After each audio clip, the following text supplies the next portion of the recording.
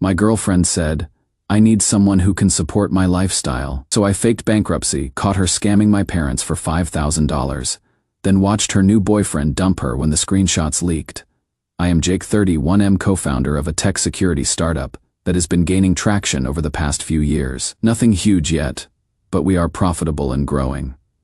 I have been dating Alexis 28F for about a year. We met at an industry event where she works in marketing. Beautiful, smart, always perfectly put together. Honestly seemed out of my league at first. Looking back, I should have seen the red flags. Alexis has this group of friends, Megan, Chloe, and Zoe, and they are constantly doing expensive shit together. Weekend trips, high-end restaurants, designer shopping sprees. And somehow, I always ended up covering most of it. Babe, can you get dinner tonight? I promise I will get the next one.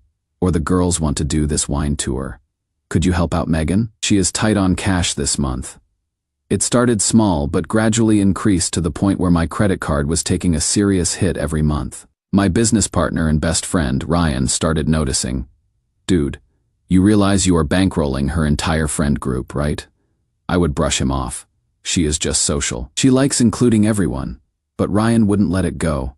When is the last time she paid for anything significant? You are being used. I kept defending her until last week when Ryan suggested something that seemed crazy at first. Test her. Tell her the business is failing and see how she reacts. Initially, I thought it was ridiculous, but the more I considered it, the more it made sense. If Alexis truly cared about me beyond my wallet, she would stick around during tough times, right? So I created some fake financial documents showing our biggest clients pulling out and the business hemorrhaging money. I called Alexis and asked her to come over that evening to discuss something important. She showed up looking amazing as always. I sat her down and explained the situation. The startup's in trouble. We are losing clients and burning through our reserves. I might have to declare bankruptcy. Her reaction, pure panic. Not concern for me, concern for herself. What? How bad is it? Will you have to sell your condo? I told her it was serious. I would probably need to downsize, sell my car, and cut back on all non-essential expenses. The whole time I am explaining this, she is staring at me like I just told her I had a terminal illness. So, what about our trip to Aspen next month, she asked. Not how are you handling this, or what can I do to help? Just immediate worry about a ski trip that I was supposed to pay for. I cannot afford it anymore. Alexis, I am sorry. She nodded slowly and said she needed some air. She left my place saying she needed time to process everything. I figured she was just shocked and would call me later that night. She didn't. 3 days of complete silence followed. No calls, no texts, nothing. I didn't reach out either. I wanted to see what she would do. On the 4th day, Ryan called me while I was at the gym. Dude, you are not going to believe what I just saw. What is up? I am at Kingsley's for lunch. Alexis is here with her friends, and they are not exactly keeping their voices down. Ryan put his phone on mute but kept the call going so I could hear. Alexis was telling her friends about my financial disaster and asking for advice. I don't know what to do, she was saying. I really like Jake, but I am not trying to date someone who is broke. I have standards, Megan replied. Girl, you need to move on before you waste any more time. Rich guys are everywhere on the apps. I know, Alexis sighed. I just thought I had a good thing going with Jake. He never questioned anything I asked for. That is exactly why you need someone financially stable, Chloe chimed in. You deserve to be taken care of. I heard enough and told Ryan to get out of there before they noticed him. I was angry, but also strangely calm. At least now I knew the truth. That night, Alexis finally texted me. Hey, I have been thinking about your situation. Can we talk tomorrow? I think we should discuss where things go from here. I didn't respond. I wanted to see what she would do next. The next morning, I got a long message. Jake, I care about you a lot, but I need to be honest. I am at a point in my life where I need stability and security. Your financial situation changes things for us. I think we should take a break while you figure things out. I hope you understand this comes from a place of self-care. I need someone who can support my lifestyle. And there it was. The truth laid bare. Not even an I am sorry or how can I help. Just I need someone who can support my lifestyle. Update 1. Sorry for the delayed update. Had to fly out to San Francisco for an emergency meeting with investors. Turns out when you are actually successful, unlike what Alexis believes, people want your time. So that unknown call I mentioned. It was Alexis's older sister, Diana. We would met a few times at family events, but never really talked much. She is 32, runs her own physical therapy practice, and couldn't be more different from Alexis. Jake, I hope you don't mind me calling. I got your number from Alexis's phone a while back in case of emergencies. No problem. What is going on? I am calling because I overheard Alexis talking to our parents yesterday. She told them you were going bankrupt and asked them for money, claiming it was to help you out during a rough patch. I was speechless for a moment, Diana. I am not going bankrupt. The business is fine. I figured something was off. Alexis has a pattern of financial creativity. Has she been asking you for money regularly? When I explained the situation, the constant requests to cover her friend's expenses, the one-sided financial relationship, and my fake bankruptcy test, Diana wasn't surprised. She did similar things with her ex. Our parents have bailed her out multiple times. I am sorry you got caught up in it. Diana explained that Alexis had been given $5,000 by their parents to help her struggling boyfriend, money that would undoubtedly disappear into her own expenses. I thought you should know. It wasn't right for me to stay silent. I thanked Diana for her honesty. After we hung up, I sat with this new information for a while. Alexis wasn't just abandoning me in my supposed time of need. She was actively exploiting the situation to scam her own parents. That night, Ryan came over with beers. What are you going to do? He asked after I filled him in on Diana's call. End it, obviously. But I want to make sure she doesn't scam her parents. You could just tell them the truth, Ryan suggested. I have a better idea, I said. Let's see how this plays out first. The following day, Alexis finally called instead of texted. Jake, can we talk? Sure. What is up? I kept my tone neutral. I have been thinking about us, she said, her voice gentle in that way that usually preceded asking for something expensive. I know things are difficult right now, but relationships are about supporting each other through hard times, right? That is certainly what I thought. I may have been hasty with my message yesterday. I was just shocked and scared. Scared of what exactly? I pressed. Of the uncertainty, but I have thought about it, and I want to help you through this. How generous of you, I said, not hiding the sarcasm. And how exactly do you plan to help? Well, I spoke to my parents. They are willing to lend us some money to help you get back on your feet. Isn't that amazing of them? There it was.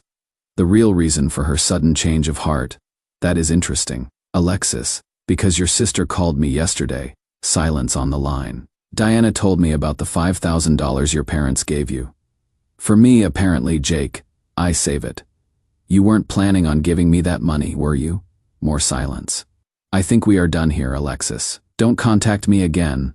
I hung up before she could respond and immediately called Diana. I explained everything and suggested she inform their parents about Alexis's scam before the money disappeared. She agreed and thanked me for the heads up. The next day, Ryan and I were at our office when he nudged me. Look at this, he said, showing me his phone. Alexis had updated her Instagram. She was at some rooftop bar with a new guy older, wearing an expensive watch and designer clothes. The caption read, "Sometimes the universe delivers exactly what you need." Well, that didn't take long. I laughed. You okay? Ryan asked. Honestly, I am fine. Actually, more than fine. And I meant it. Instead of feeling hurt, I felt relieved like I had dodged a bullet. That afternoon, I got a text from Diana. Parents confronted Alexis. She denied everything until they mentioned talking to you directly. Then she broke down. They are making her return the money and get financial counseling. I appreciated the update but didn't want to get further involved in their family drama. I thanked Diana for her integrity and wished her well. Later that night, I was at the gym when I ran into someone I hadn't seen in years. Melissa, who had been 2 years behind me in college. We had had a few classes together and always got along well. She is a software engineer now, and we ended up grabbing smoothies after our workouts, catching up on life. When she asked about my dating life, I gave her the abbreviated version of the Alexis situation. Wow, that is awful, she said. But good for you for figuring it out before things got more serious. Unlike Alexis, Melissa asked thoughtful questions about my business, shared stories about her own startup experience, and insisted on paying for her own smoothie despite my offer. It was refreshing to have a conversation that wasn't transactional. As I was driving home, my phone rang with a number I didn't recognize. When I answered, I was shocked to hear a male voice say, "Is this Jake? I am David, Alexis's new boyfriend. We need to talk." What he told me next made me pull over to the side of the road in disbelief, and suddenly, the whole Alexis situation became much more complicated than I ever imagined. Update 2. So David. Let me pick up where I left off. I pulled over and put the call on speaker. "I am listening," I said. "I met Alexis last weekend," David explained. "We hit it off, exchanged numbers, went on a couple of dates. Yesterday she told me about her ex-boyfriend who went bankrupt and how devastated she was. I had to laugh. Let me guess. She mentioned needing money for something." "How would you know?" "She said her landlord raised her rent unexpectedly, and she needed $2,000 to cover the difference until she gets her commission check next month." "And you are calling me because?" "Because I did some digging," David said. "I am in finance, so I always research people I date.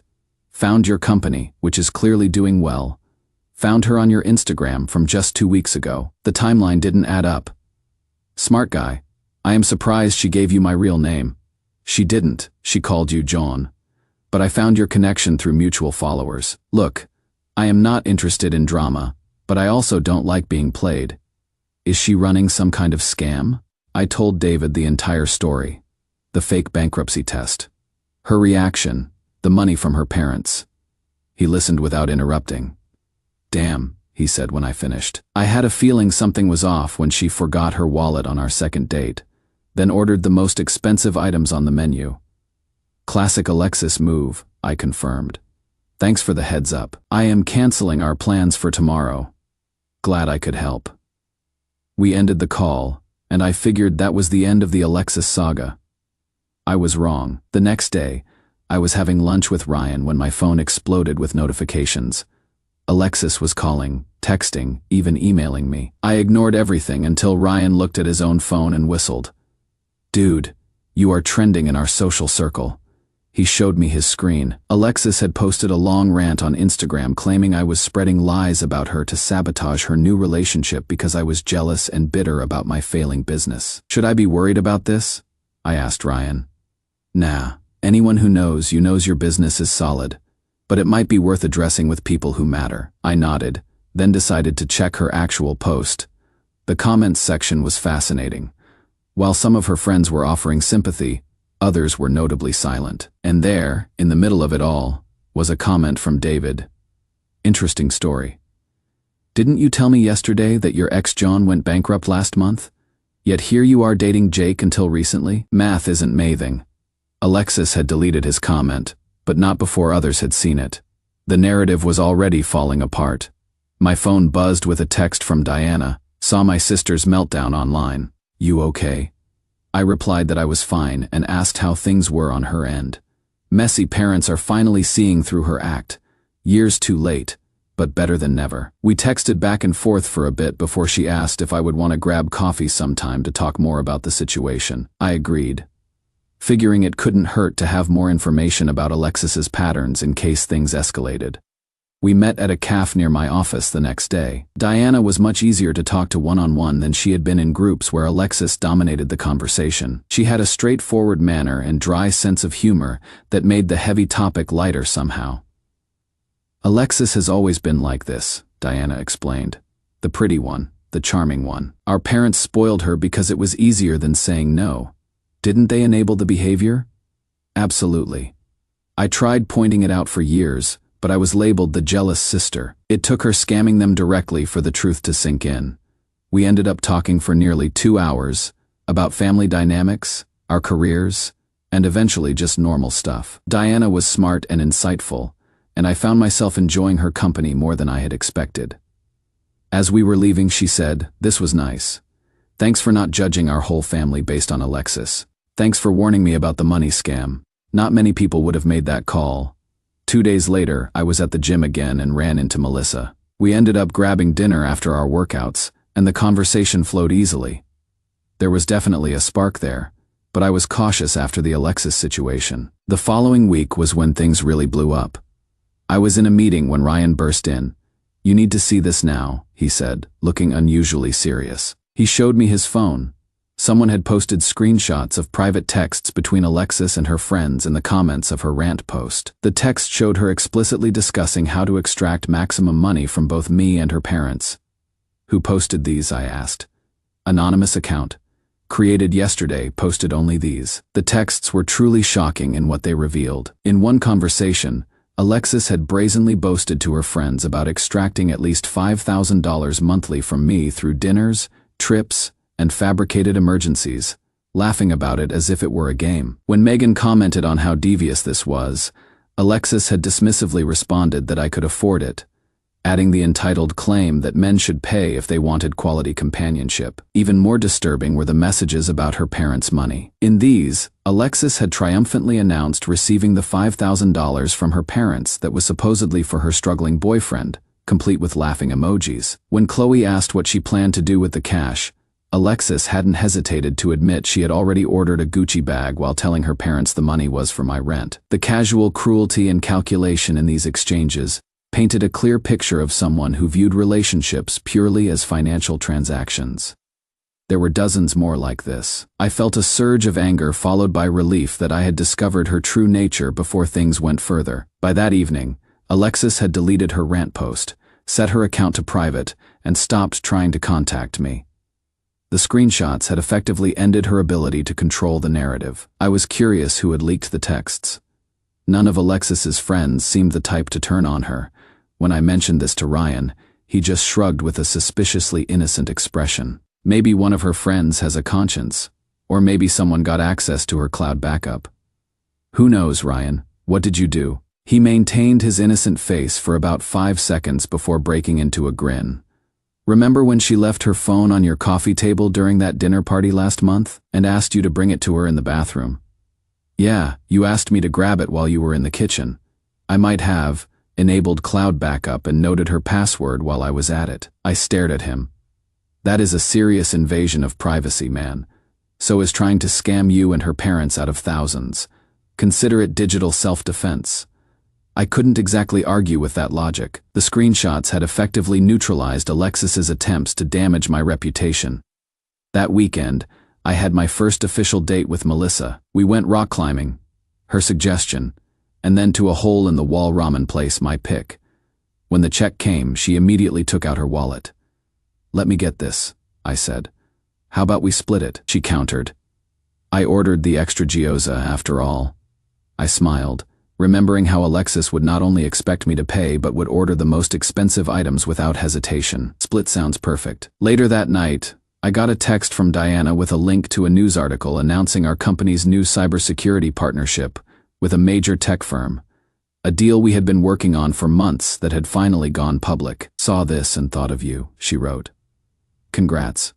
Bankruptcy seems to be treating you well." I laughed and thanked her. We had been texting regularly since coffee, mostly about Alexis's fallout, but increasingly about other topics. It was nice having someone who understood the situation without judgment. The next day, I received an unexpected email from Alexis's father asking to meet. I was hesitant but agreed to a quick coffee. What he shared with me revealed a pattern of behavior that went far beyond what I had experienced.